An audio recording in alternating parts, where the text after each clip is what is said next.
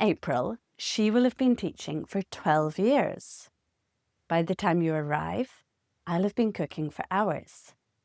Do you know what these sentences mean and when we use this tense? I explain everything in this video. Hello, I'm Shona and I run perfectenglishgrammar.com. We help millions of students every month improve their grammar and their English. Okay, so the tense that we're looking at today is the future perfect continuous. It's also called the future perfect progressive. They're the same thing. Let's look first at how we make it. We use will, then have, then been, and then the verb with ing.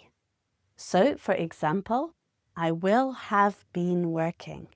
She will have been teaching. They will have been traveling. And, of course, we love to make it shorter. I'll have been working. She'll have been teaching. They'll have been traveling. Now, let's look at when we use it. There are two main uses.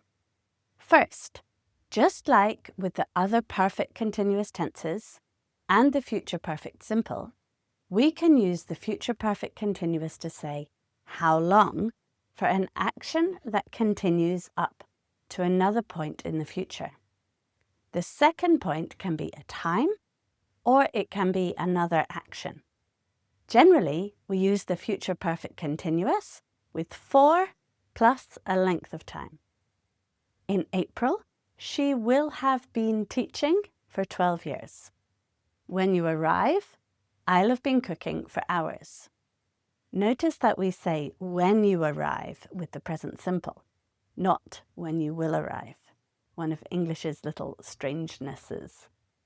Here are some more examples. Next month, we will have been living in this house for 5 years.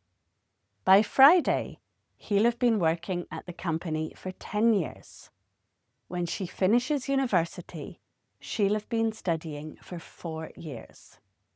Now, in the same way as with the future perfect simple, we often use the future perfect continuous because we like easy numbers. It's also possible to use the present perfect continuous, but then we get a more complicated number. Let me show you what I mean. So, you could say, I've been working here for 11 months and 3 weeks. So I started working here 11 months and 3 weeks ago. So thinking from the present, it's 11 months and 3 weeks. This is correct, but it's not an easy number. So instead, you could say, on Tuesday next week, I will have been working here for 1 year. And this is a much easier number, just 1 year. And this is a very common reason to use this tense. We choose a point in the future so that we can have a nice, easy number. Here are some more examples like this. In March, I will have been learning the piano for 2 years. Next week, she'll have been running her business for 5 years. Okay, now let's look at the second use.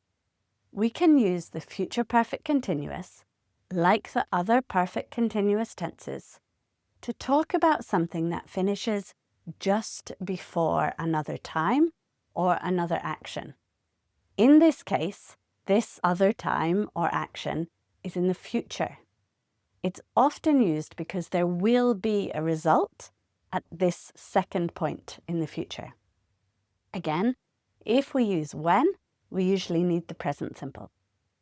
When I see you, I'll have been studying, so I'll be tired. This means that I'll finish studying just before I see you. And the result from the studying is that I'll be tired when I see you. Here are some more examples. She'll have been running, so she'll be very hot. He'll have been exercising, so he'll be very hungry. Again, notice that after when, we use the present simple. When I see you, when you arrive, not when I will see you. Okay, that is the end of the lesson. I really hope it was useful. If you'd like to practice, there are some exercises on the website. I'll put the links in the description.